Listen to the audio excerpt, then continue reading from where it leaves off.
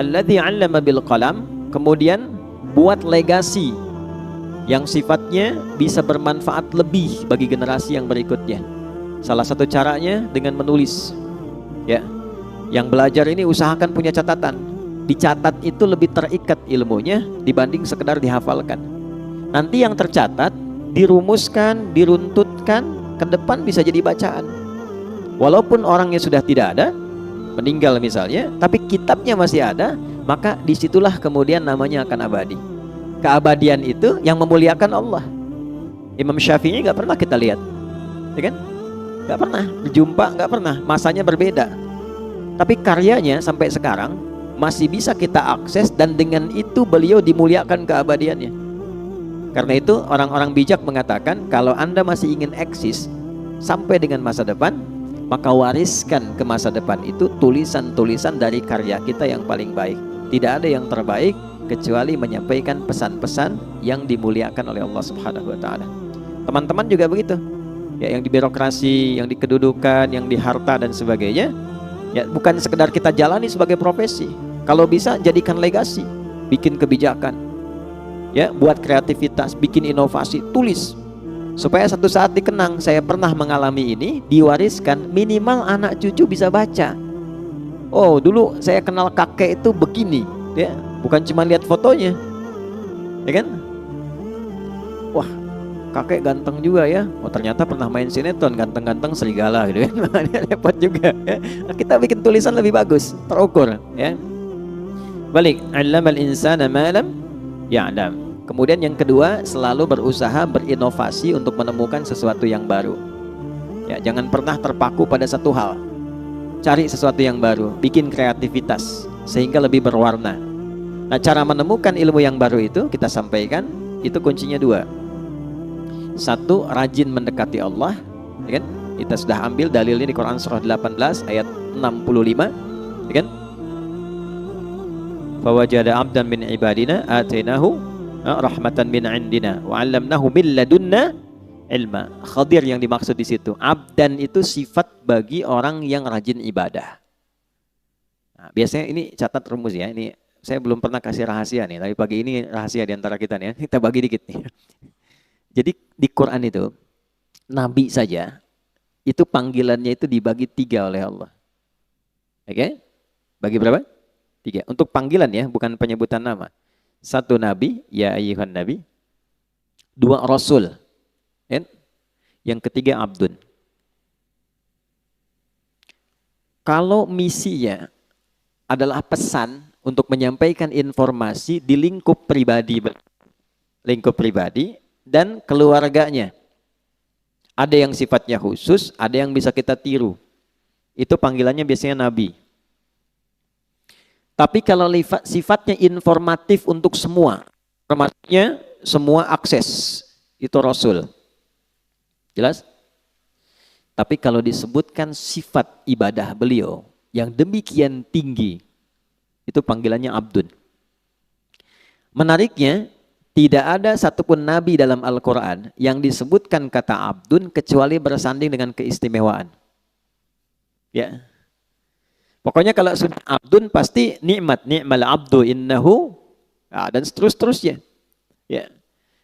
Nabi Muhammad itu saat diundang Isra dan Mi'raj, hal tertinggi yang belum pernah dialami para nabi dan rasul sebelumnya, itu panggilannya bukan rasul, bukan nabi, tapi abdun. Subhanalladzi asra bi abdihi, bukan bi rasulihi, bukan bi nabihi. Jadi ternyata Allah naikkan derajat kita itu, ditambah gitu, itu saat kita menghamba. Makanya sering saya katakan, kalau kita rajin sujud menunduk, Allah pasti mengangkat. Tapi kalau orang banyak mengangkat, Allah pasti tundukkan itu. Ya, pasti ditundukkan dengan cara apapun. Nah, jadi termasuk rumus ilmu pengetahuan. Kalau ingin ditambah ilmunya, Allah kasih tambahan, maka naikkan status abdunnya. Dan di Quran, amalan seorang abdun itu selalu dibuka dengan iman. Iman dulu, baru amalan, baru jadi hamba. Contoh, sholat itu deklarasi keabdunan kita, penghambaan kita pada Allah. Deklarasi pertamanya dalam sholat. Karena itu kita katakan, iyyaka na'budu wa iyyaka nasta'in. Ya Allah, kami sekarang Mbak sebagai abdun, kan? Dan kami mohon pertolongan darimu. Itu pertama kali kita katakan dalam sholat. Kalimat sholat itu dibuka dengan iman. Pertama kali di Quran. Al-Baqarah ayat 3. Alladzina yu'minuna bil ghaibi wa yuqimunas sholah. Iman dulu baru sholat. Nah kalau sholat konsisten, imannya diisi bagus, itu persamaannya ilmu diberikan. Di mana ditemukannya? Di Quran surah ke-58, Tarawih semalam, Al-Mujadalah. Di ayat yang ke-11. Ya. Iman dulu, ya ayyuhalladzina amanu, ya kan? Perhatikan kalimatnya. Ya ayyuhalladzina amanu, idza qila lakum tafassahu fil majalisi fafsahu yafsahillahu lakum. Wa idza qila lakum unshuzu syuzu. Yarfa'illahu alladzina, iman dulu, amanu minkum walladzina utul ilma darajat. Kalau iman naik, ilmu pasti ditambah. Pasti itu. Ya, itu sudah rumus. Nah, jadi yang pertama kita coba tingkatkan keimanan pada Allah, rajin sholat. Sholat, ya, nanti pasti akan ditemukan hal baru. Yang kedua, ikuti petunjuk Nabi. Misal, kalau mau belajar, ikuti petuah dari Nabi. Begini cara belajarnya. Keluarkan kitabul ilmi. Kalau mau bisnis, ikuti pola bisnis yang ditunjukkan Nabi. Kalau di birokrasi, di kedudukan, ikuti bagaimana petunjuk Nabi. Ambil value-nya, maka apa yang terjadi? Perhatikan kalimatnya. Al-Baqarah ayat 151. Kama arsalna fikum rasulan minkum yatlu alaikum ayatina wa yuzakkikum 2 wa yuallimukumul kitaba 3 wal hikmata 4 5 wa yuallimukum ma lam takunu ta'lamun. Orang yang cenderung mengikuti prototipe kehidupan Nabi, cara yang Nabi ajarkan, gimana menjalani hidup, salah satu keistimewaannya Allah kasih pada orang itu apa yang belum ia ketahui. Cobain. Nah, teman-teman di serse misalnya kan, kehakiman dan sebagainya, kadang-kadang mau nyelesain kasus susah tuh, mau nemukannya. Sholat, minta petunjuk. Ya, tiba-tiba selesai ketiduran, mimpi, dapat. Tiba-tiba dapat pencerahan, kemana arah. Itu bisa terjadi. Di bisnis begitu. Ya, begitu diikuti polanya, Abdurrahman bin Auf tuh dari mana sih modal pakaian datang ke Madinah. Dalam 3 tahun kok jadi orang kaya. Kemudian valuasi hartanya di awal sampai 923 miliar dolar. Dihitung sekarang itu. 14.700 triliun. Nabi wafat, kita coba riset, itu kurang lebih valuasinya 72.000 triliun. Dan termasuk 1 di antara 10 orang masuk surga.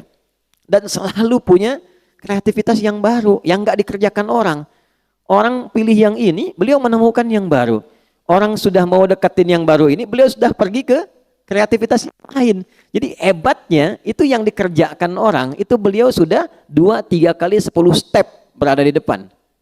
Ya, jadi bikin kreativitas baru, punya inovasi, orang belum ada. Begitu orang ngikutin, ini sudah mengerjakan yang baru lagi. Jadi pantas jadi yang paling unggul di bidangnya. Khalid bin Walid di militer begitu, selalu punya strategi baru. Ya, bayangkan. Ya. Kebayang nggak? Belum saya ceritakan dia. Dia melawan Persia coba. Pasukan ratusan ribu, 100.000 pasukan. Beliau cuma bawa 10.000. Itu menemukan strategi baru. Jadi ada seorang di barat itu sampai kemudian meriset bagaimana seorang Khalid itu bisa menjadi jenderal paling unggul di lapangan. Itu dilihat gitu. Dan itu terjadi utamanya setelah masuk Islam. Sebelum masuk Islam hebat dalam strategi perang Uhud. Setelah masuk Islam lebih hebat lagi. Nah itu jadi bab. Kalau dipelajari bisa sukses di bidangnya. Nah itulah Allamal insana ma lam ya'lam. Nah, yang kemarin kita telah berhenti di ayat 6 sampai 8-nya. Kalau sudah sukses jadi apapun. Nih, jadi ilmuwan, jadi ulama, kan? Pebisnis kaya, kedudukan jadi jabatan, jadi jenderal, macam-macam birokrasi, udah jabatan tinggi. Kalla, jangan pernah terjadi. Innal insana la yatgha. Jangan pernah terjadi munculnya potensi-potensi menyimpang bersikap berlebihan. Ar-ra'ahu istaghna, karena sudah merasa lebih dari sebelumnya. Karena pasti peningkatan sesuatu akan merubah karakter dan gaya hidup. Bab gaya kan sering saya ulang begitu, F1 sama dengan F2, dikonfirmasi di fisika. Metafisik itu dengan fisika dekat. Ya, orang kalau gayanya pelan, nggak kedengaran pukulannya. Tapi kalau kencang, bunyinya kencang. Ya, sama, harta kan sering saya katakan, kalau masih punya 10.000, masih bisa dibagi dua. Nah, makan yuk, gitu ya. Ayo, di mana? Warung Jackie Chan depan, ya, misal ya. Makan 10.000 tuh, berangkat sama Ihsan. Begitu nyampe sana, Ihsan bilang, aduh saya nggak bawa uang. Tenang, kita bagi dua nih, 10.000 bagi dua. Tapi ketika Mus'ab sudah punya 1 miliar, bisa nggak bagi dua sama Ihsan tuh? Belum tentu. Karena sudah berbeda, kualifikasi sudah lain, itu merubah. Dari bawaan sudah beda, wibawa sudah lain, karakter sudah tidak sama. Normal, nggak apa-apa. Quran bilang nggak apa-apa. Yang dijaga itu jangan berlebihan. Gitu.